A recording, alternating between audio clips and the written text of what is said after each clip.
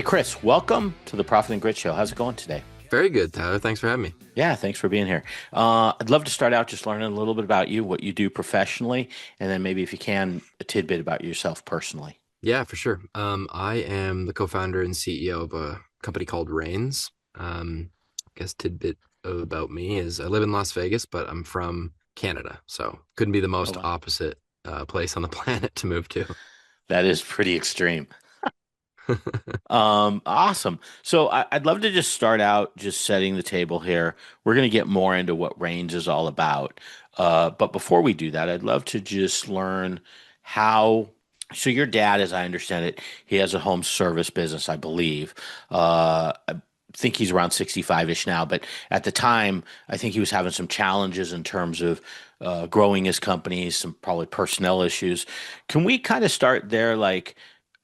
What talk about your dad's business a little bit, and then maybe what were some of his struggles that I think are going to be very comparable to probably some of the listeners of things Yeah, they face. yeah, for sure. Yeah. So he's a small commercial contractor. I actually he's had the business for 35, maybe even 40 years at this Wow. point. Actually just sold it, but um I worked for him for a number of years after college. I was on the trucks, and so I got to see, under the hood in the business. And he always struggled with personnel. I think just in the sort of trades, blue collar space, the supply and demand imbalance of skilled workers is really tough. Also tough to just align their interests with ultimately the goals of what you're trying to do and accomplish with the business. And like most businesses, most business owners, my dad didn't have a formal succession plan, and I wasn't going to take over the business. It was just something we decided on really early on.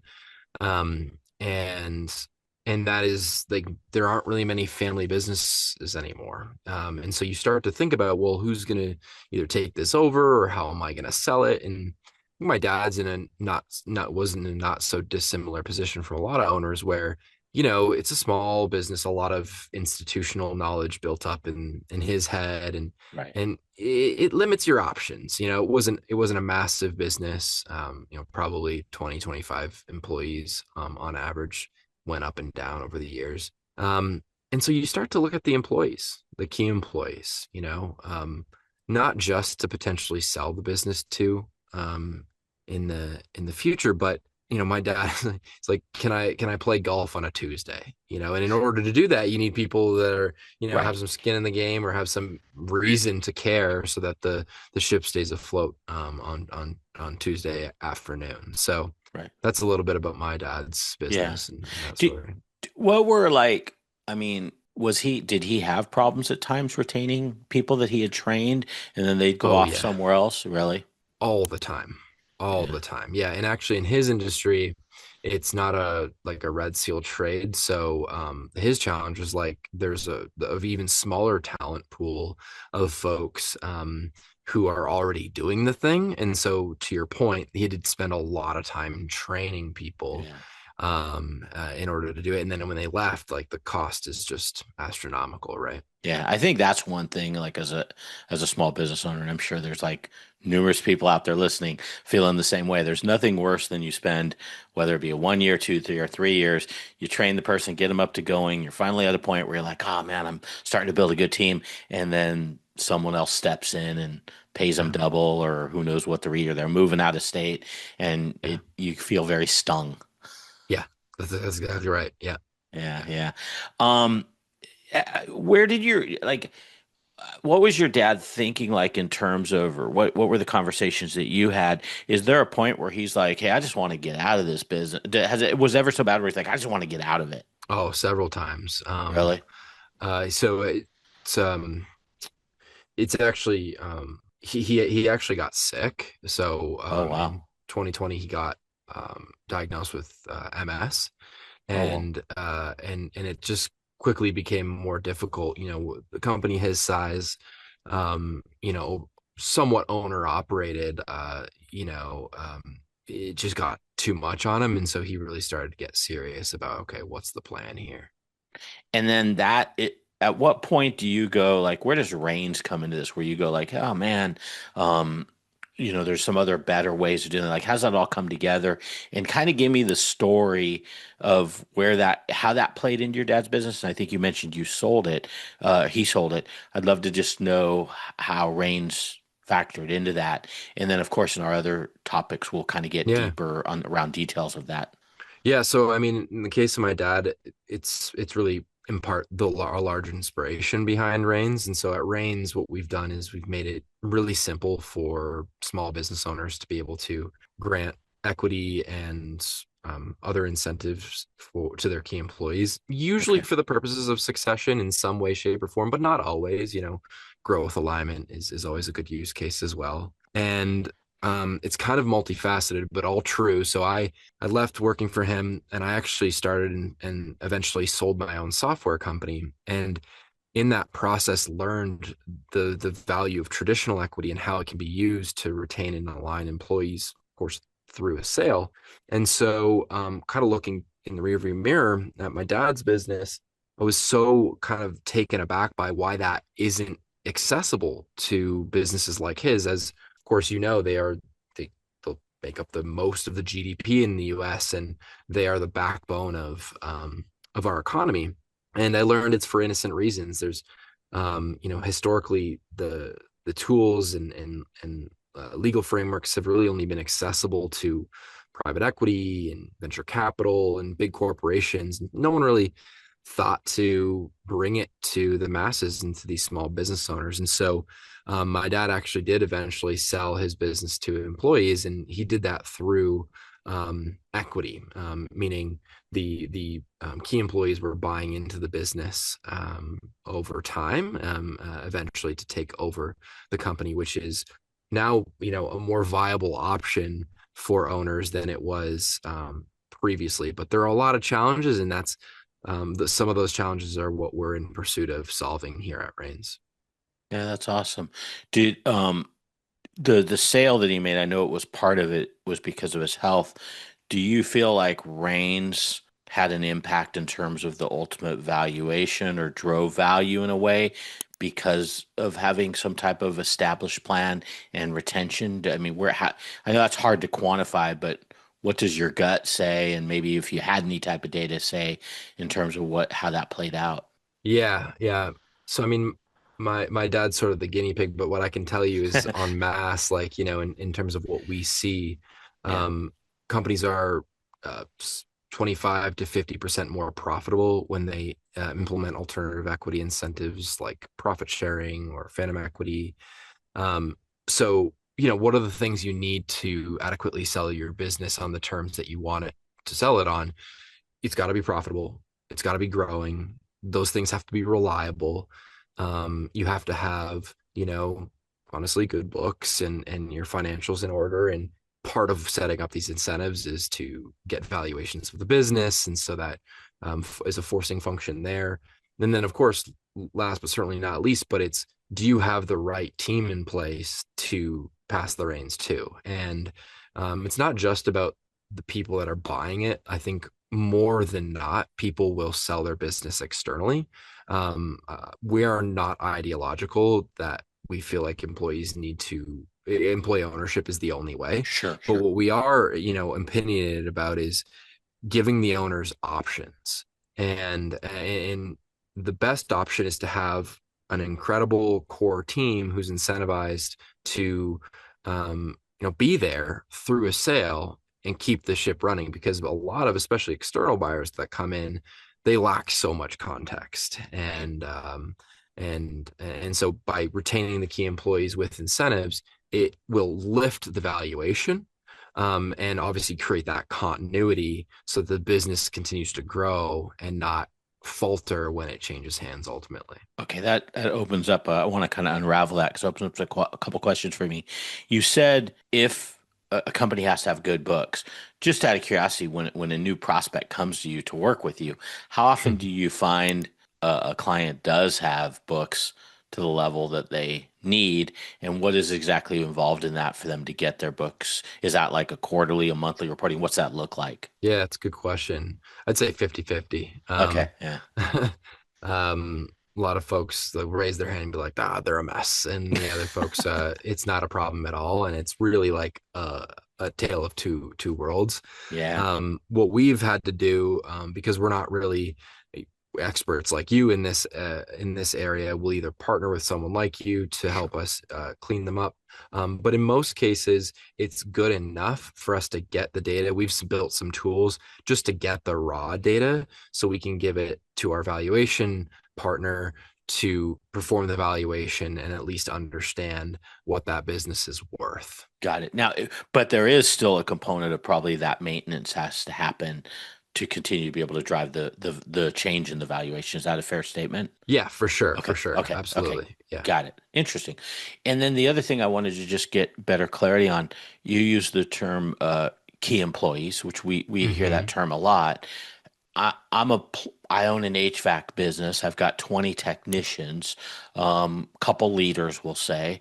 Uh, what does that key lead employees look like? Are we talking three people? Is that also my all my producers on the technician side that are performing? What do you typically see? That's a good question. So, without a doubt, anytime we talk to particularly contractors, Mhm. but anyone, everyone's got like 3 to 5 people that they can Yeah, name. You know that yeah, they would be really upset if they lost. That's the question.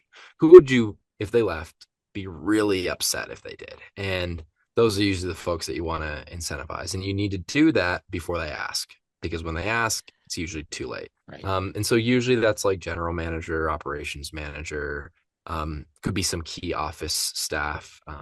It's often one or two lead technicians who are often the trainers of new technicians or whoever's in the trenches, depending on industry, obviously.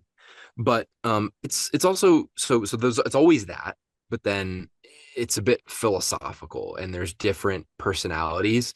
Some people will give incentives to everyone, equity included, and then others are a lot more they have a lot tighter purse strings, and there's no right or wrong question there. I think there is, depending on the type of incentive, a requirement of communicating how these things work effectively and what needs to be done in order to drive the value or earn the share of profits. And that's part of what Reins does is everything is implemented through technology, and those updates are in plain English, communicated in real time at the fingertips of anyone involved. But that's really like the calculus is like, if you're not going to understand this, then you're not going to appreciate it. It's not going to elicit the behavioral change that you're looking to elicit when you grant an incentive effectively. right, right. Um, when it so let's say you got five key employees and you put them on a plan. Um, does it change the way the owner thinks about, or when a business is someone makes an offer to the owner, is that more of like open dialogue with the key employees, would you say, as it's happening? Or is it more like, I'm thinking back when, I sold a couple businesses when I sold one of ours. Honestly, it was kind of pretty private. It was just me Yeah, and the majority owner, and we were very confidential about it until it was pretty much a done deal. Do you find that's the same thing that happens in this phantom equity situation, or and I'm sure it's case by case to some degree, but or are they brought more into those conversations early on? What are you seeing? that's that's a good question. I think it's the personality of the owner, but by and Yeah, large, what I'm seeing is it's the same as what you described. yeah, And I think in part, that's just the reality of the situation. What we specialize in alternative equity, and alternative equity doesn't grant the same legal rights to those employees as traditional equity. And that seems to be a feature that the owners like. They're like, look, I want these employees to participate in the upside. I want them to be paid and compensated like an owner, but I don't want another vote hanging out there. I don't want to have a legal obligation to have to share this information. Now, I will say the most successful owners that I've ever met are the ones that are most transparent and communicative. okay. Okay. Yeah, I do agree with you. There's something to be said for that. I think from an owner standpoint, in a small business, obviously like in a startup environment where it's venture backed, I think there's a certain mentality like especially in the tech world where I'm at, you're geared up. So every little potential sale that can't to the level it can be disclosed is exciting. But Yeah, when you're a small business, you're like, are people going to leave? Are they, obviously if that's a big there's risk. yeah, obviously if there's some type of equity plan that's less of a concern because it actually could benefit them. Um, I'm going to jump ahead a little bit because I think it'll help for the audience. So you have this mirror framework, MARE framework, and it's more than just phantom stock, albeit that in itself is cool. Can you kind of talk through the framework and maybe just help the audience understand how you guys approach this alternative way of doing things? And Yeah. it's more than just at the point of sale, which is what I Yes. want to make sure I don't give that impression. Totally. Yeah. I appreciate that. I mean, my challenge is like educating and like trying to make this stuff like coherent and digestible, which I don't know if we're doing a great job at, but the Yeah, Mayor guys framework like me kind of aren't helpful. no. It's a challenge. So the Mayor framework had to exist because none of the small business owners we talked to had existing incentives, and they didn't have access to fancy compensation and benefits attorneys to be able to sort of draft up these these bespoke programs. So the Mayor framework gives them access to that without the headache or cost because we've done it for them basically. And within that, what we've learned is there's kind of like a correct cocktail of incentives that are designed to achieve retainment, alignment, and an angle on recruiting, attracting the right talent. And so you mentioned phantom stock, that would be the long term incentive in the alternative equity umbrella. Usually designed to pay when the business sells, and so aligning their interests with long term outlook. But because it's most often set up when a business sells, not a lot of feedback in the interim. And so that's where profit sharing comes in, where on a quarterly or an annual basis, we can set aside a pool of profits for the benefit of employees. But if and only if certain goals or performance conditions are met. So everything we do is incentives, meaning no entitlements. It's a rising tide lifts all boats. If we're winning, you're winning. Then you've got that the profit share typically is based upon high level company goals. We also have a performance bonus component that is designed kind of for everything else. It's usually more frequent. So on a monthly basis, let's say, and that is geared around more towards what that employee can individually contribute to.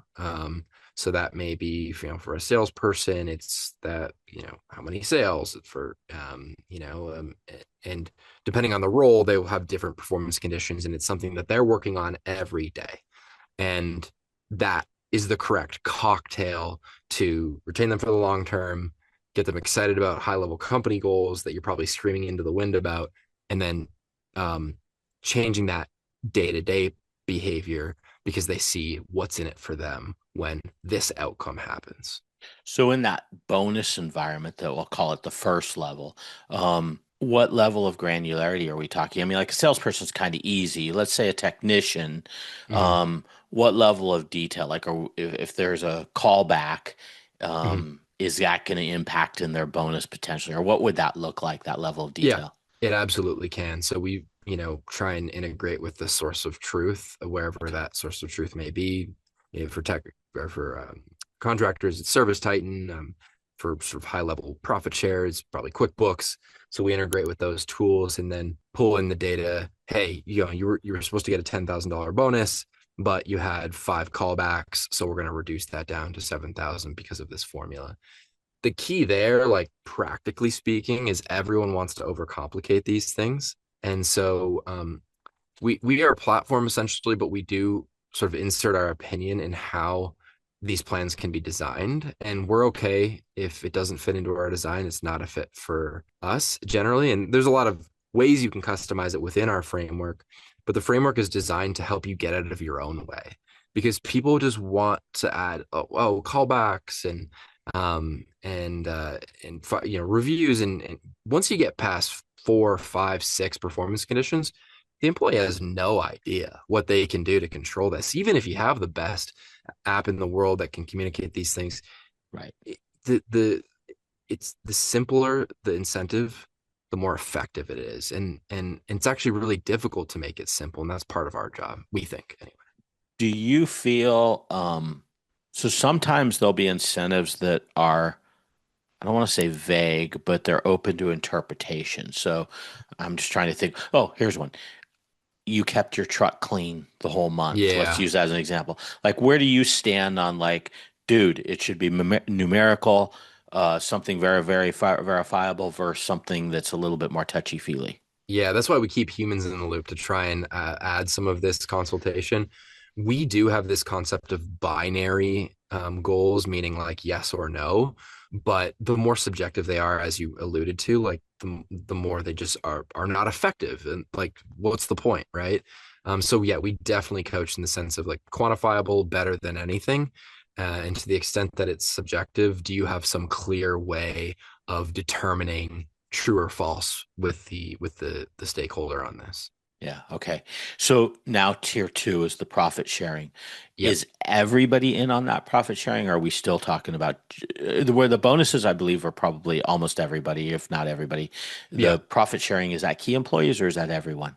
Yeah, that's a good question. Again, kind of philosophies change on this. I'd say the lion's share is a little bit more than the stock and a little less than the bonus. So what we've seen really effective for the profit share is all management and office staff, at least as it relates to contractors, which we're specialists in.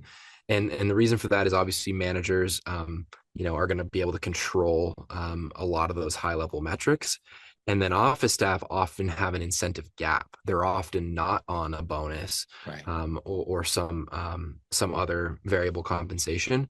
And this is a way to loop them into the broader success of the business and keep them aligned with what's what important with for the company. Okay. And I know, like, if I was listening to this and I was out in the audience, I'd be like, oh man, it means I'm going to spend more money. It's going to come out of my bottom line. I don't really get that. I mean, I love the thought of retention, but I don't want to see my profit go down. What would be your comment to that? Like, would your comment be it's going to drive more revenue, or what would be your comment? Yeah, yeah, good question. I mean, certainly, yeah, if done correctly, incentives are meant to boost these metrics. I think that's part of the reason we are opinionated in it of ourselves because the profit share specifically, bonus can be the Wild West, and honestly, profit share is structurally much more effective, and the way that works is you don't pay unless you hit a particular bottom line gross margin. And so in the design, there's margin discipline. So you're not, I've seen people bonus on top line and like that's crazy. Like that's when you're going to get yourself into trouble. Um, so margin discipline built into the plan, at least it should be. And you can do this with or without, platform, um, and and yes, the outcome should be growth ultimately. The other kind of just like quick little um, comment is that at least the way our incentives are structured is they're an expense, so they're a write-off. So you would have otherwise just paid it to the tax man.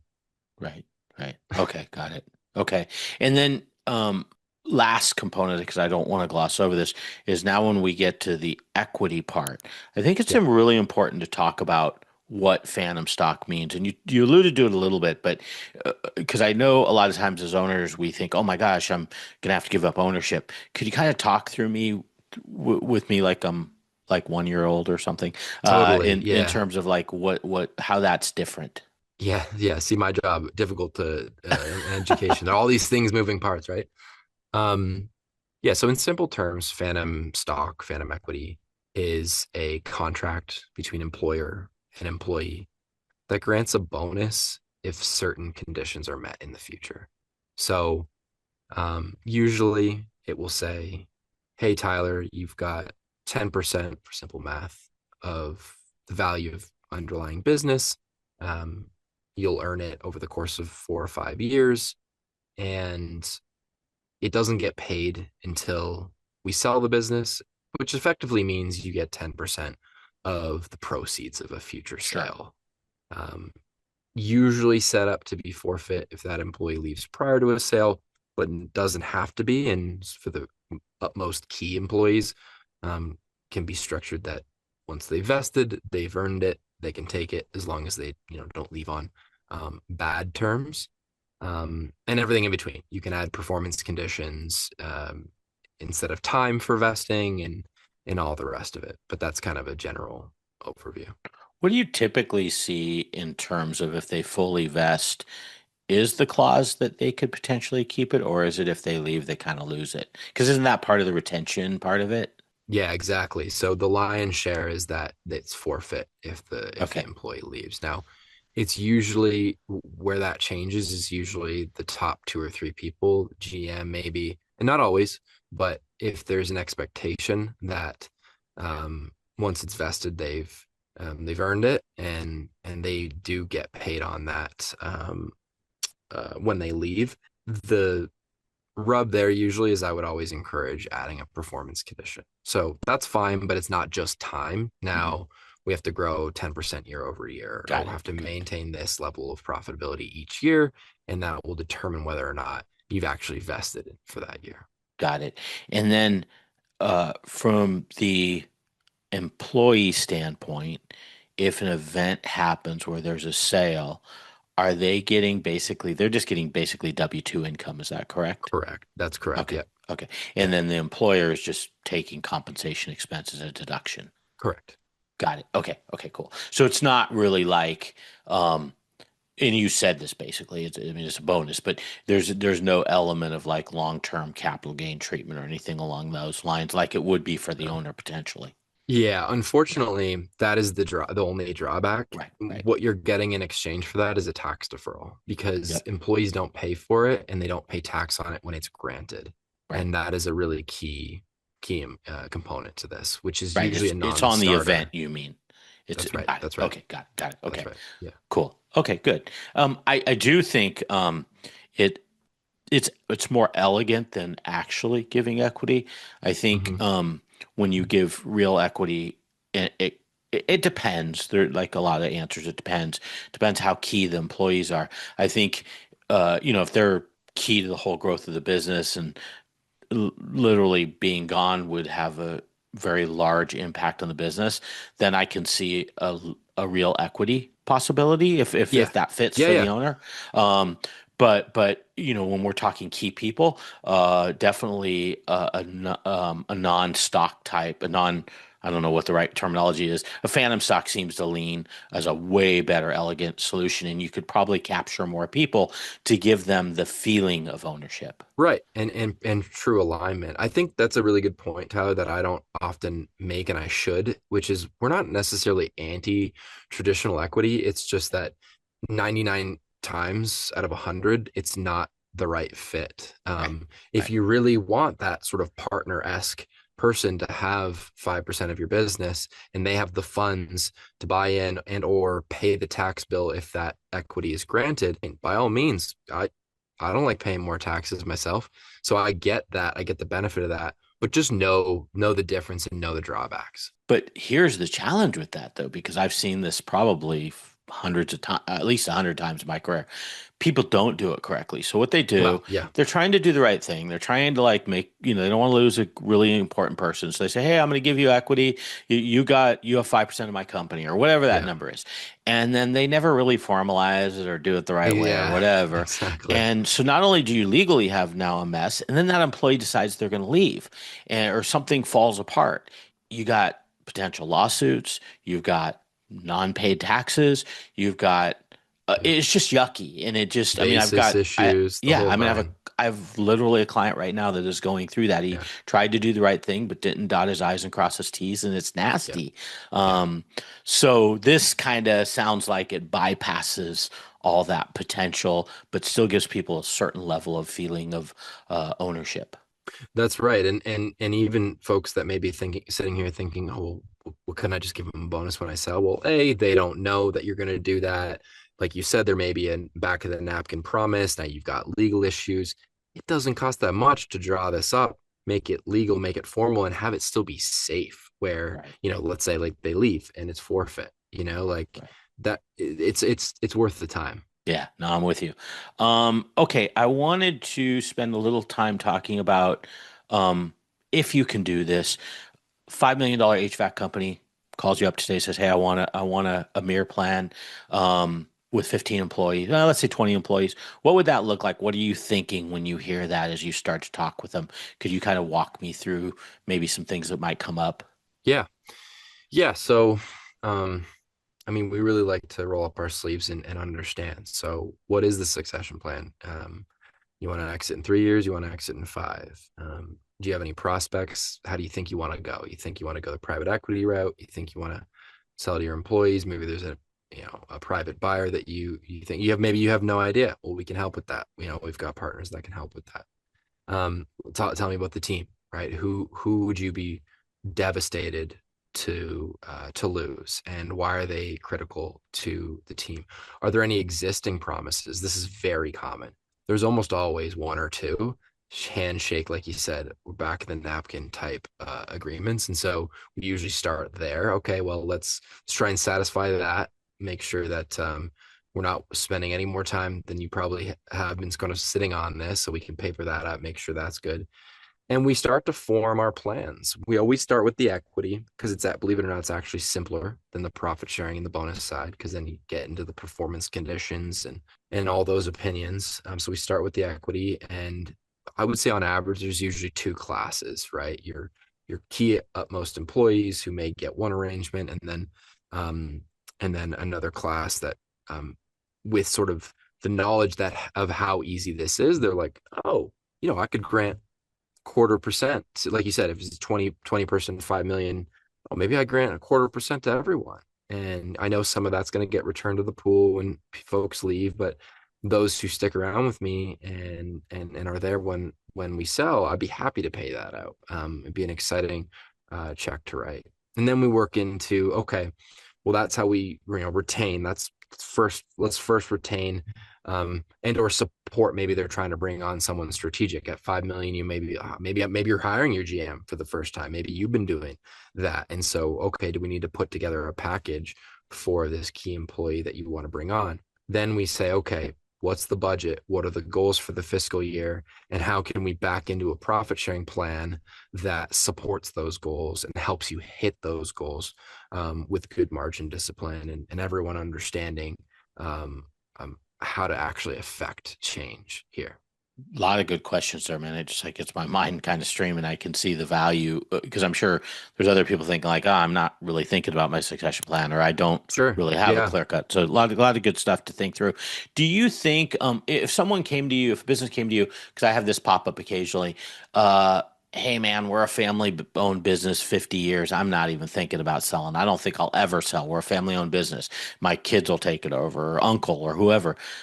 What would you say if someone came to you that? Would you still do the phantom stock, or would you just go down the chain of the bonus and the profit sharing? Yeah. So it's one of the most common comments I get, and I always laugh. Someone told me once, there's really two outcomes for a business. You either sell or you shut down eventually. Right. So that's number one. Think about that for a second. And then the other thing is the folks that um, maybe don't want to sell. Often, like, I can't tell you how many contractors I've worked with where they're like, I'm never selling this business. And then they get an LOI and they're like, "Mm, I've maybe seen I it too. will." And honestly, it happened to us, so Yeah. I totally Yeah. get it. Yeah. Or hey, like when I talk to the year's going great. I'm loving running this business. Next year, not so great. I don't want to deal with the stress anymore. Right. So I would say uh hearts and minds change, and the employees don't know where your head is at. And honestly, they probably don't trust what you're telling them. And so at the very least, it's an insurance policy, the phantom equity. I also say that it's free to give someone a promise to pay a future cash bonus, especially linked to a sale that you think's never going to happen. It's free, but it makes them feel comfortable.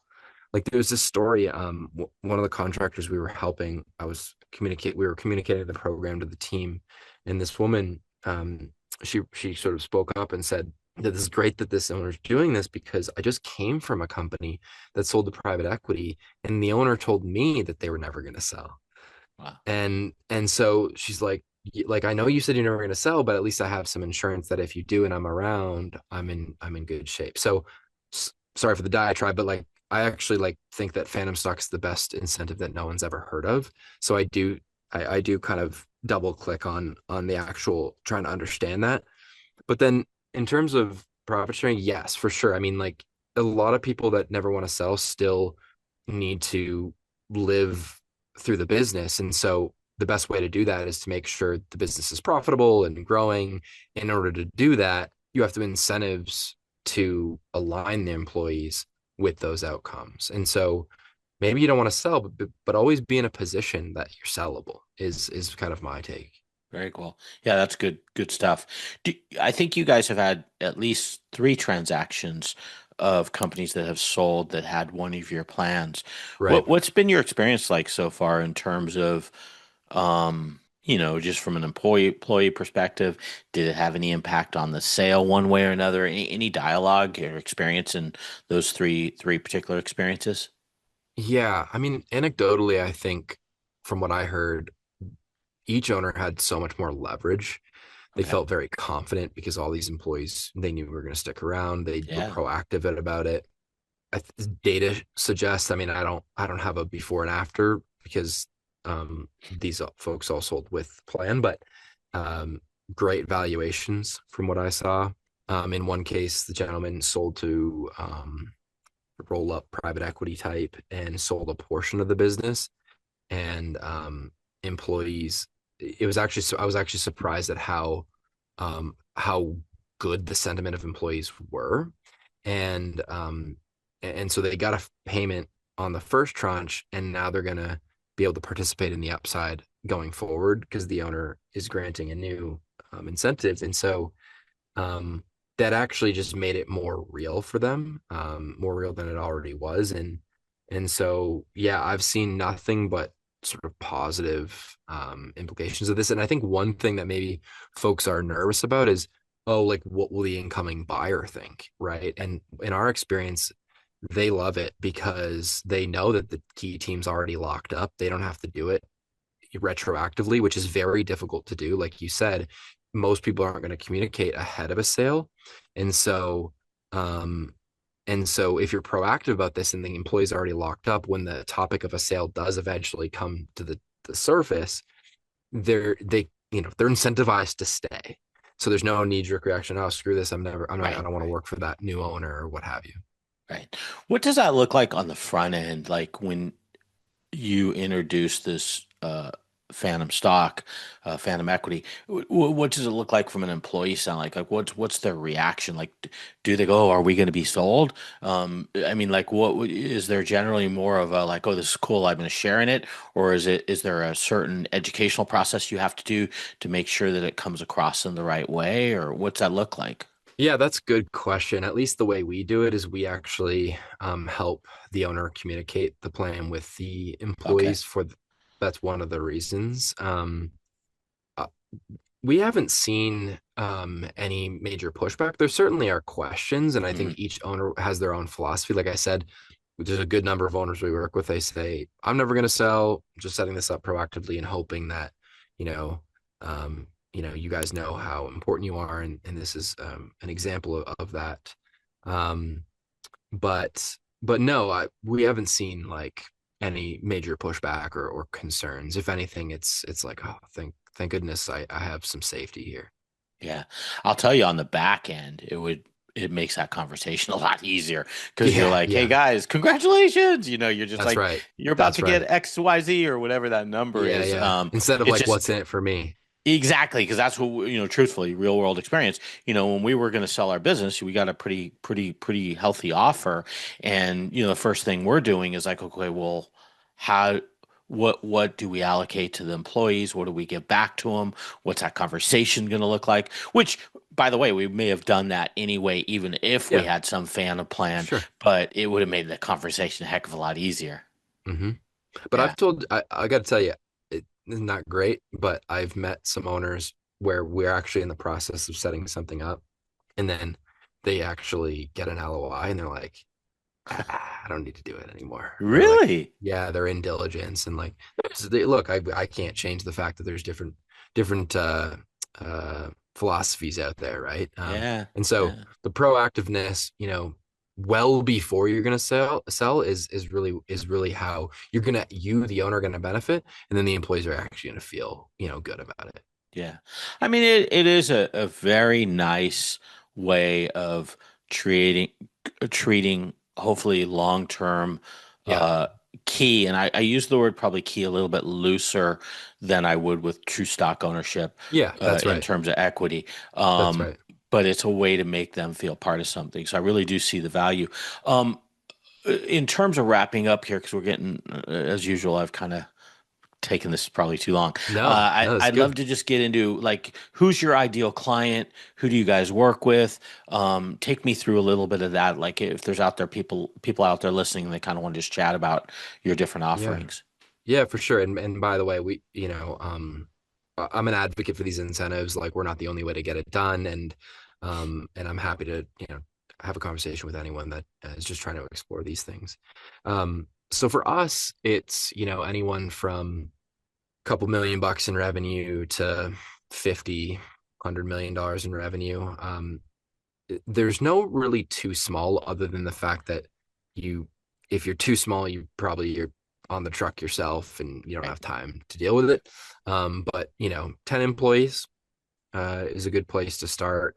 Over 250 employees and you probably got different options, and maybe you want things to look more bespoke than the average business.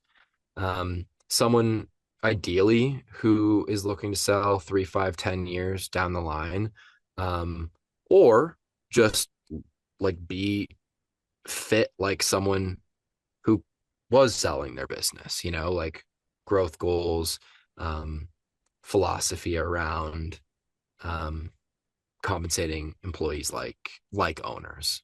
That would be sort of our key company that we work with, and we do focus in the blue collar space, but um, that's not the only companies Sure. we work with. We just tend to have more expertise with home services, commercial construction, that sort of thing. So I do have one more question, and I can't really think of why this would apply, but I'm curious.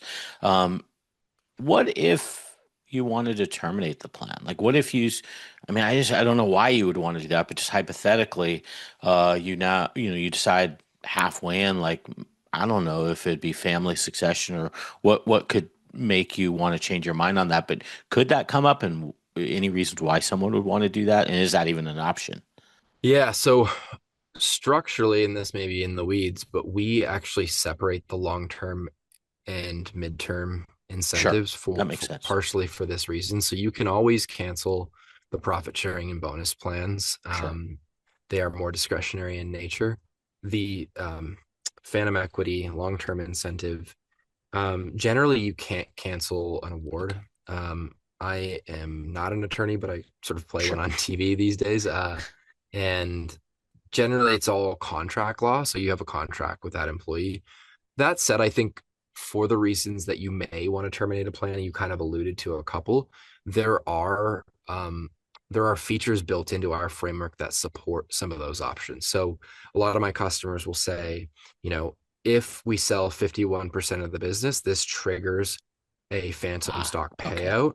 Anything less doesn't. And by the way, here are these exclusions. If I sell to my child, if I Got move it. the business into a trust, that does not trigger a phantom payout. So these are all ways to kind of circumvent some of those circumstances that may arise. Okay, that makes a lot of sense. And yeah, I was really more thinking the long-term component. So that makes total sense that it Yeah, would be a yeah, contractual agreement. And there yeah, might be, you just, if you were going to enter into one of these, think about what could be some exclusions.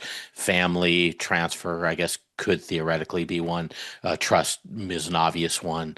yeah, So that's good. That's really cool. Okay, awesome. yeah, for sure. So in terms of, I got two websites. I'll put these both in the show notes. Your main web page is myreins.com. Reins is Reins.com. Yeah. If you're a guy like me and you always have to go I before E unless it's C type thing. Um, and then the one where there's a free book, you've written a book. It's a little bit longer domain. So once again, in the show notes at profitandgrit.com. It's myrange.com, and then the word hyphen, or not hyphen, forward slash, and then alternative hyphen equity.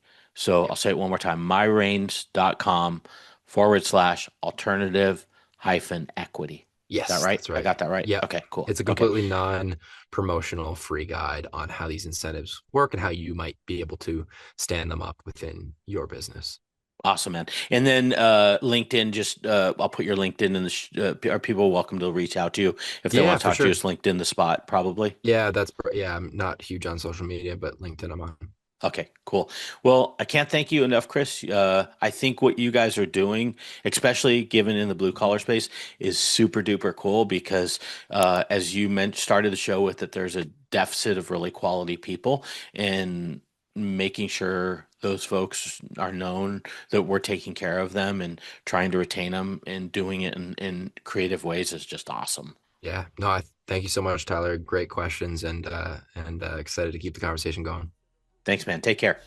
Yeah. Welcome to Profit and Grit.